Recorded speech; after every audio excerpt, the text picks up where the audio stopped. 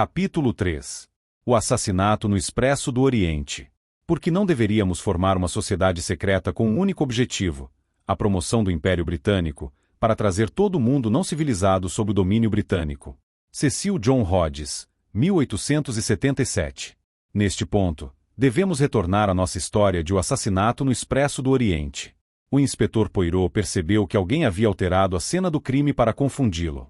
Em seguida, encontrou um pedaço de papel queimado com duas palavras escritas: Daisy e Armes. A partir daí, começou a se perguntar se o assassinato do Sr. Hatchett estava relacionado ao assassinato de Daisy Armstrong. Daisy era uma linda garotinha que vivia com seus pais na Nova Inglaterra até ser sequestrada por dois homens. Os sequestradores garantiram aos pais de Daisy que devolveriam sua filha se o resgate fosse pago, mas, quando receberam o dinheiro, assassinaram Daisy e fugiram. Um deles foi capturado, julgado e condenado à morte. Pouco antes de ser executado, o condenado revelou que seu cúmplice era um homem chamado Crosetti, mas Crosetti nunca foi encontrado. A mãe de Daisy foi dominada pela dor e morreu ao dar à luz uma criança natimorta. A polícia suspeitou que a empregada dos Armstrong estivesse envolvida no sequestro e a interrogou repetidamente. Embora a jovem fosse inocente, ela se tornou desalentada, atirou-se de uma janela e morreu. O pai de Daisy, o coronel Armstrong, era um oficial aposentado do exército. Diante de 4 mortes trágicas, ele tirou a própria vida, de modo que houve 5 mortes associadas ao assassinato de Daisy Armstrong. Quando o inspetor Poirot reuniu as provas, observou que tudo apontava para o fato de que o Sr. Hatchett era o segundo sequestrador, Crosetti, e, ao interrogar os passageiros, descobriu que vários deles conheciam os Armstrong. Uma era a madrinha da senhora Armstrong, outro havia sido cozinheiro da família. O chofer da família estava ali, assim como o pai da jovem que havia cometido suicídio. Isso poderia ter acontecido por acaso? Novas pistas continuavam surgindo, e logo ficou evidente que todas haviam sido concebidas para ocultar a identidade da pessoa, ou das pessoas, que haviam assassinado Crosetti. De muitas maneiras, enfrentamos hoje o mesmo dilema. Como podemos determinar quem é responsável por nossos problemas quando há tantas pistas e tantos suspeitos? Neste ponto, preciso contar como cheguei a escrever esta história. No início da década de 1960, eu era um jovem cirurgião ortopedista muito ocupado e, como a maioria das pessoas, não me preocupava com o que estava acontecendo no mundo. Então alguém me disse que o nosso Departamento de Estado havia levado Fidel Castro ao poder apesar de saber que ele era comunista. Eu não conseguia acreditar que isso fosse verdade, mas, após ler o relatório do Senado sobre a queda de Cuba, ficou evidente que alguém em nosso Departamento de Estado havia traído o povo cubano. Nesse momento, percebi que algo estava seriamente errado e passei a tentar determinar quem era responsável por estabelecer um bastião comunista a 90 milhas das Florida Keys. Comecei a ler e estudar. Inicialmente, li sobre os bolcheviques e sobre como eles assassinaram 60 milhões de pessoas para chegar ao poder. Depois, aprendi sobre os milhões de mulheres que foram estupradas no leste europeu após a Segunda Guerra Mundial e sobre como financiamos as forças de ocupação soviéticas que cometeram essa atrocidade. Em outro lugar, li sobre os 40 a 80 milhões de chineses que foram massacrados depois que o nosso Departamento de Estado levou o presidente Mao ao poder, e sobre os 15 a 20 mil soldados americanos que foram abandonados por nosso governo e deixados para perecer em campos de prisioneiros na Sibéria após a Segunda Guerra Mundial. Em seguida, li sobre a Operação Kelial. Ela envolveu a repatriação forçada de 5 a 6 milhões de russos e cossacos que estavam detidos em países ocidentais ao final da Segunda Guerra Mundial.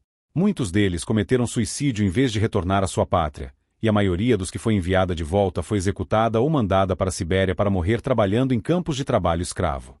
Perguntei-me por que não havia aprendido sobre essas coisas quando cursei a Universidade da Califórnia como estudante de graduação, e por que não havia lido sobre elas em alguma revista de notícias. Nesse ponto, comecei a suspeitar que alguém, ou algum grupo, estivesse censurando nossas notícias, e essa constatação me motivou a continuar minha busca pela verdade.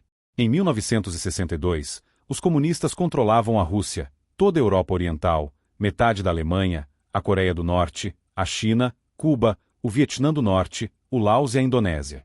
Além disso, a Síria, a Argélia, o Iraque, a Líbia, a Índia, o Egito, a Birmânia, várias nações da América do Sul e várias nações africanas eram estados clientes da União Soviética. O povo americano deveria ter se preocupado com o que estava acontecendo, mas não se preocupou. Em 1963, li o livro de René Worcester, Feuilletons, Der Power and Influence. Era a história de um comitê do Congresso que foi encarregado de avaliar as fundações isentas de impostos para determinar o que estavam fazendo com seus recursos. O congressista B. Carroll Hess, do Tennessee, liderou o comitê e, apesar de repetidas tentativas de bloquear sua investigação, descobriu que a Fundação Ford, a Fundação Rockefeller e a Fundação Carnegie estavam usando seu poder de concessão de recursos para financiar organizações comunistas e destruir o amor que todo americano deveria ter por seu modo de vida. Isso não fazia sentido. Por que fundações isentas de impostos estariam tentando destruir a nossa nação?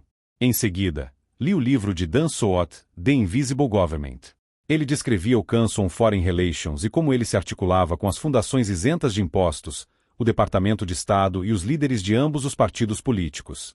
Naquela época, o CFR era a organização mais poderosa dos Estados Unidos, e ainda assim a maioria das pessoas nunca tinha ouvido falar dele. Em 1964, li o livro de Phyllis Schlafly, A Choice Not an Echo, que me apresentou aos Bilderbergers, e mais tarde tomei conhecimento da Comissão Trilateral e do Clube de Roma. Quando estudei esses grupos, descobri que eles estavam comprometidos em forçar os Estados Unidos a aceitar o domínio das Nações Unidas e que trabalhavam em estreita colaboração com os comunistas. Quanto mais eu aprendia, mais confuso ficava. Por que pessoas de grande riqueza estariam trabalhando com os nossos inimigos? Em 1966, li Tragedy in the Hope, A History of the World to Our Team e encontrei respostas para algumas das minhas perguntas. O professor Kigley assegurava a seus leitores que a ameaça do comunismo era exagerada e que ele havia pesquisado os homens e as organizações que governam o mundo. Naquela época, muitas pessoas acreditavam que o nosso Departamento de Estado havia entregue a Europa Oriental e a China aos comunistas porque o governo era dominado por agentes subversivos. O professor Kigley ridicularizou essa ideia. Esse mito, como todas as fábulas, de fato contém um grão de verdade. Existe há uma geração, uma rede internacional anglófila que opera, em certa medida, da maneira como a direita radical acredita que os comunistas atuam. Na verdade, essa rede, que podemos identificar como os grupos da mesa redonda, não tem aversão a cooperar com os comunistas ou com quaisquer outros grupos e frequentemente o faz. Conheço as operações dessa rede porque a estudei por 20 anos e me foi permitido, por 2 anos, no início da década de 1960, examinar seus documentos e registros secretos. O professor Kigley explicou o movimento que inicialmente criou os grupos da mesa redonda e, mais tarde, organizou o Council on Foreign Relations. Até 1870 não existia uma cátedra de belas artes em Oxford, mas naquele ano, John Ruskin foi nomeado para tal posto. Ele atingiu Oxford como um terremoto, não tanto porque falava sobre belas artes, mas porque também falava sobre o império e as massas oprimidas da Inglaterra e, acima de tudo, porque falava dessas 3 coisas como questões morais. A mensagem de Ruskin teve um impacto sensacional. Sua aula inaugural foi copiada à mão por um estudante de graduação, Cecil Rhodes, que a manteve consigo por 30 anos. O professor Ruskin defendia a unificação do mundo sob a monarquia inglesa e a extensão da cultura britânica aos povos do mundo. Cecil Rhodes ficou fascinado com o conceito de John Ruskin e decidiu adquirir o controle das minas de diamantes e ouro do sul da África para poder usar sua riqueza na implementação da visão de Ruskin. Em idade relativamente jovem, Cecil Rhodes tornou-se um dos homens mais ricos do mundo e, em 1877, escreveu sua Confissão de Fé. Nela, expôs um plano para formar uma sociedade secreta destinada a trazer o mundo inteiro sob o domínio britânico. Ele escreveu: por que não deveríamos formar uma sociedade secreta com apenas um objetivo, a promoção do Império Britânico, para trazer todo o mundo não civilizado sob o domínio britânico? O professor Kigley nos diz que Cecil Rhodes organizou uma sociedade secreta 16 anos depois, em fevereiro de 1891. Seus 3 primeiros recrutas foram William Testiad, Lord Alfred Milner e um homem chamado Brett, que mais tarde se tornaria Lord Asher. Em seguida, Rhodes passou a forçar as repúblicas boeres a se unirem à colônia do Cabo, controlada pelos britânicos, como o primeiro passo para a unificação do mundo. Ele tentou provocar uma rebelião em Joanesburgo em 1895 e, quando esse esforço fracassou, ele e seus colegas conspiradores planejaram criar a Guerra dos Boeres. William Testiad era um escritor conhecido. Ele usou seus contatos na imprensa inglesa para promover a Guerra dos Boeres. Lord Milner foi nomeado Alto Comissário Britânico na África do Sul. Ele provocou a Guerra dos Boeres. Brett tornou-se o principal conselheiro político da monarquia inglesa. Ele convenceu tanto a Rainha Vitória quanto o rei Eduardo II de que deveriam apoiar a Guerra dos Boeres. Foi um empreendimento custoso.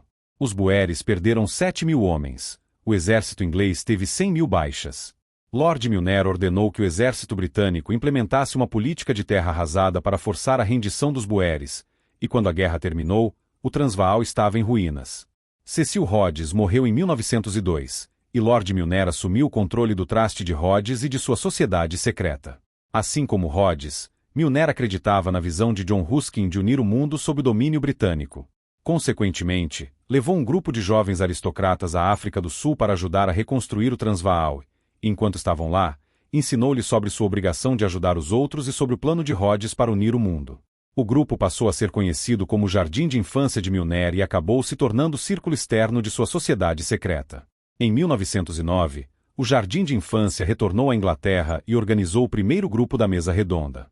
Posteriormente, grupos da Mesa Redonda foram formados em outras nações para promover um governo mundial. O professor Quigley nos diz: os grupos da Mesa Redonda eram grupos semissecretos de discussão e lobby organizados, em nome de Lord Milner, o principal administrador do Rhodes Trust.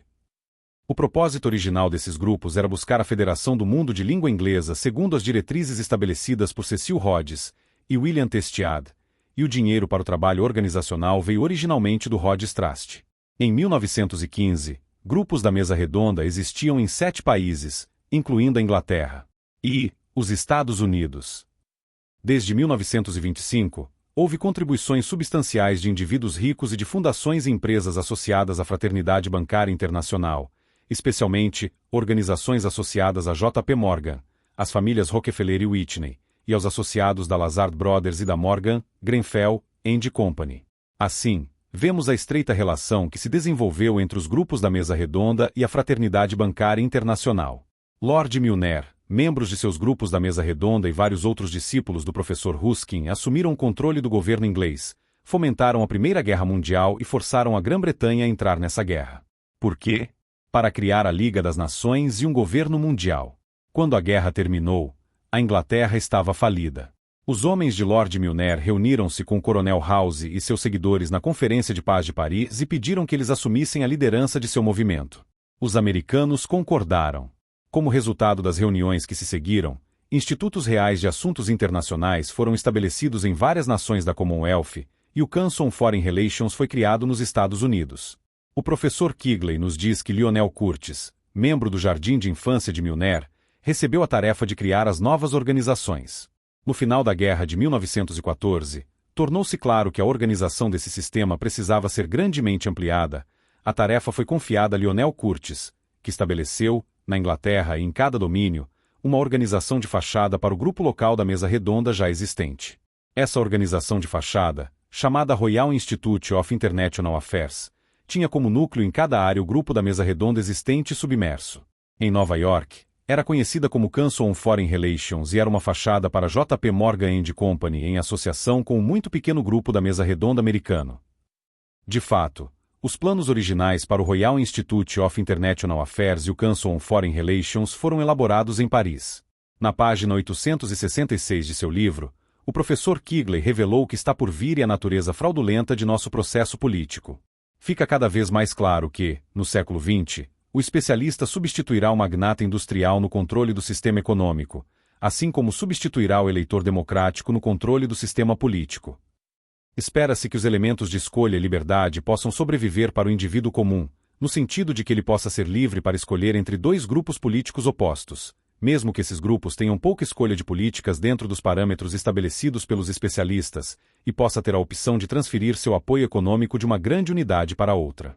Mas, em geral, sua liberdade e sua escolha serão controladas dentro de alternativas muito restritas pelo fato de que ele será numerado desde nascimento e acompanhado, como um número, ao longo de sua formação educacional, de seu serviço militar obrigatório ou outro serviço público, de suas contribuições fiscais, de suas necessidades de saúde médicas e de seus benefícios finais de aposentadoria e morte.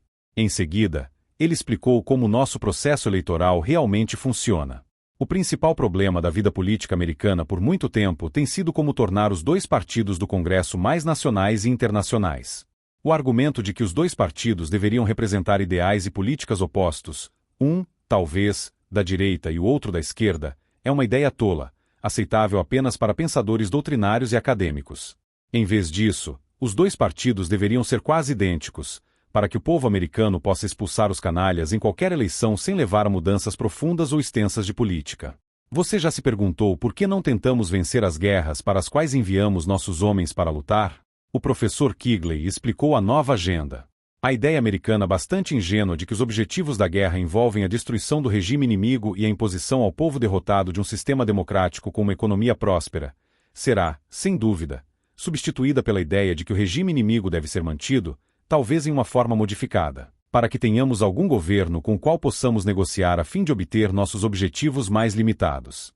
A maioria das pessoas acredita que Hitler tomou a Renânia, a Áustria e os Sudetos por causa da política de apaziguamento do primeiro-ministro Chamberlain, mas não foi esse o caso. O professor Quigley nos diz que o grupo da mesa redonda apoiou Adolf Hitler e o encorajou a tomar a Áustria e os Sudetos. É impossível compreender os acontecimentos que levaram à Segunda Guerra Mundial sem conhecer a sociedade secreta de Cecil Rhodes e perceber que ela dominava o governo britânico durante aquela época. Uma das revelações mais chocantes do professor Quigley foi o fato de que o Partido Comunista Americano foi parcialmente financiado pela J.P. Morgan & Company. A principal evidência, no entanto, pode ser encontrada nos arquivos do WAC, House America Activities Committee, que mostram Tom Lamont, sua esposa Flora e seu filho Corliss como patrocinadores e financiadores de quase 20 organizações de extrema esquerda, incluindo o próprio Partido Comunista. O povo americano foi levado a acreditar que os comunistas são nossos inimigos, mas o professor Quigley sugeriu que não era esse o caso. Os dois extremos desse eixo de língua inglesa às vezes foram chamados, talvez de forma jocosa, de establishment inglês e establishment americano. Há, no entanto, um grau considerável de verdade por trás da piada, uma verdade que reflete uma estrutura de poder muito real. É essa estrutura de poder que a direita radical nos Estados Unidos vem atacando há anos, acreditando que está atacando os comunistas. Isso é particularmente verdadeiro quando esses ataques são dirigidos, como frequentemente ocorre, contra o socialismo de Harvard, ou contra jornais de esquerda como o New York Times e o Washington Post, ou contra fundações e seus estabelecimentos dependentes. O professor Quigley observou que, durante a primeira metade do século XX, J.P. Morgan e seus associados financiaram o Partido Republicano, o Partido Democrata, grupos conservadores, organizações liberais, grupos comunistas e organizações anticomunistas. Assim, não devemos nos surpreender ao saber que alguém comprou a editora do professor Quigley e destruiu as chapas da primeira metade de seu livro para que ele não pudesse ser reimpresso. Em 1972, Lee Noni Recall It Conspiracy. Os autores utilizaram uma grande quantidade das informações do professor Quigley, mas discordaram de suas conclusões. Eles acreditavam que o comunismo era controlado a partir dos Estados Unidos e apontaram para o fato de que Nikita Khrushchev, o homem mais poderoso da URSS, foi deposto e enviado para a Sibéria pouco depois de David Rockefeller visitar a Rússia em 1964. Eles perguntaram: quem tem o poder de demitir o homem que supostamente era o ditador absoluto? Outra fonte importante de informação foi o livro de Anthony Sutton, Wall Street and the Rise of Hitler, 1975.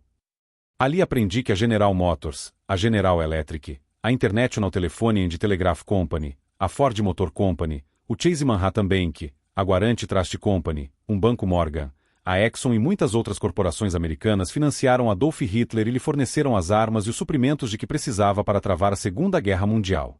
Quando examinei os documentos do Coronel House na Universidade Yale, encontrei uma carta que William E. Dodd enviou ao Coronel House. Dodd era nosso embaixador na Alemanha em 1936 e queria saber por que corporações americanas estavam construindo armas para Adolf Hitler quando não conseguiam retirar seus lucros da Alemanha por causa dos controles cambiais. O tratado em 3 volumes de Anthony Sutton, Western Technology and Soviet Economic Development, revelou que nossos bancos e nossas corporações forneceram aos bolcheviques a tecnologia e o dinheiro de que precisavam para controlar o povo russo. No capítulo 2, observei que a missão americana de socorro forneceu aos bolcheviques os alimentos e os suprimentos médicos de que precisavam para consolidar seu controle após a Primeira Guerra Mundial. Um dos livros mais perturbadores que li foi National Suicide. Nele, Anthony Sutton documentou o fato de que financiamos a União Soviética durante a Era do Vietnã, o que lhes permitiu financiar o esforço de guerra do Vietnã do Norte. Mais de 80% das armas usadas para matar e mutilar nossos homens no Sudeste Asiático vieram da Rússia, e, quando a guerra terminou, nós e nossos aliados havíamos emprestado à URSS e a seus satélites do leste europeu mais de 40 bilhões de dólares. Posteriormente, muitos desses empréstimos foram perdoados. A menos que consigamos convencer o povo americano de que financiamos o comunismo desde o seu início, o sacrifício daqueles que morreram nos arrozais do Vietnã do Sul terá sido inútil, e suas vidas terão sido perdidas em vão.